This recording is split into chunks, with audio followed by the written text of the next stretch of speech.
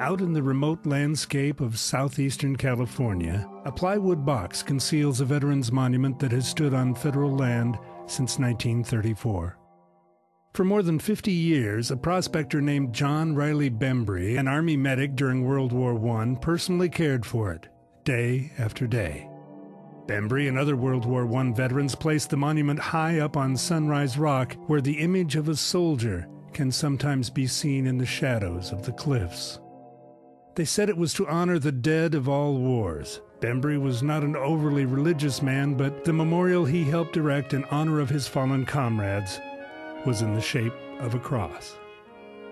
Mount Soledad Veterans Memorial, perched above San Diego, California, has been revered since 1914 as a place to honor military sacrifices. It is also home to a 29-foot Latin cross, which was installed in 1954 to remember American troops who lost their lives fighting in the Korean War. Balboa Park in San Diego, built by the Boy Scouts for public use on city property, has provided camps and activities for generations of young people. The park offers a place to swim, to learn, and build character, but because God is referenced in the Scout Oath, the boys risk losing access to the park and facilities they themselves constructed. These three places are under assault by lawyers from the American Civil Liberties Union and others who believe such symbols have little or no place in the public line of sight.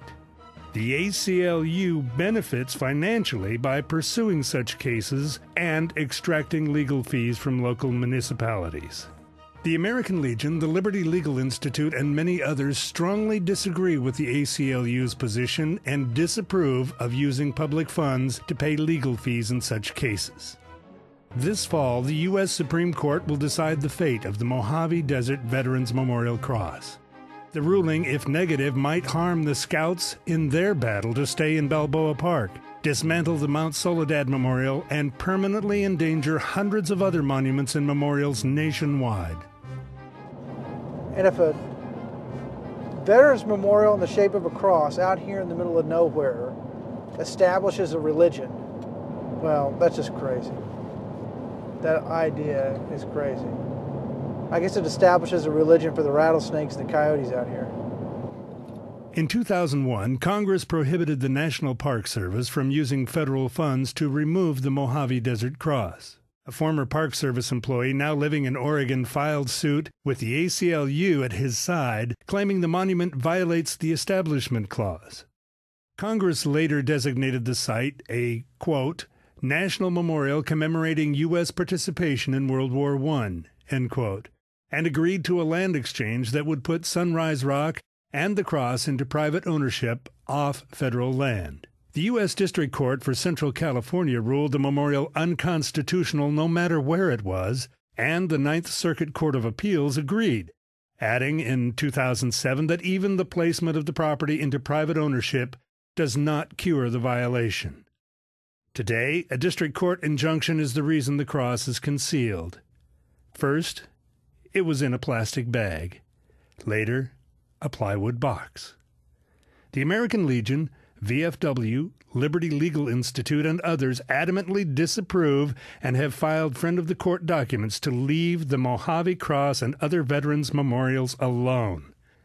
The U.S. Supreme Court must now decide if the plywood box comes off or if the cross comes down.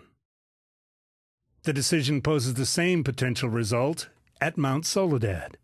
When you go up to that site, you see stories about what people did in the war, not about what people did in their church. We don't hand out prayer books up there. We celebrate veterans, and they truly are memorial walls. And the cross adds a certain reverence to the site. I think it helps people understand that this is a serious site, a place that for reflection about what people did to preserve our way of life, and it has its own context as a veterans memorial. Henry Sandoz, who has taken care of the Mojave Memorial since the mid-1980s, thinks the decision to conceal the cross in the desert is an insult to his rights and to the memories of veterans.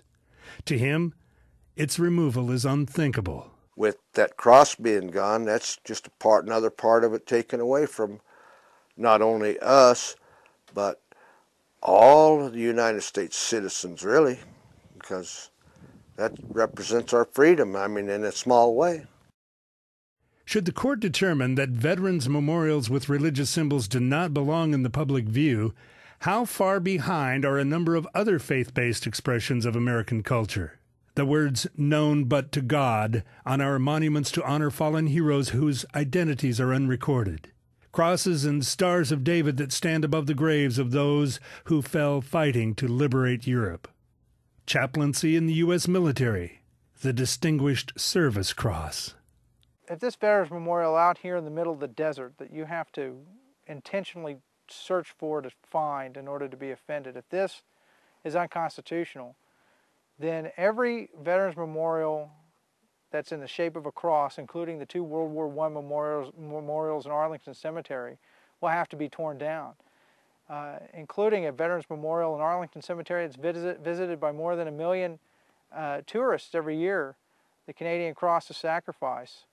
That too is a World War I memorial in the shape of a cross. It's 3 stories tall. It dominates its surrounding landscape.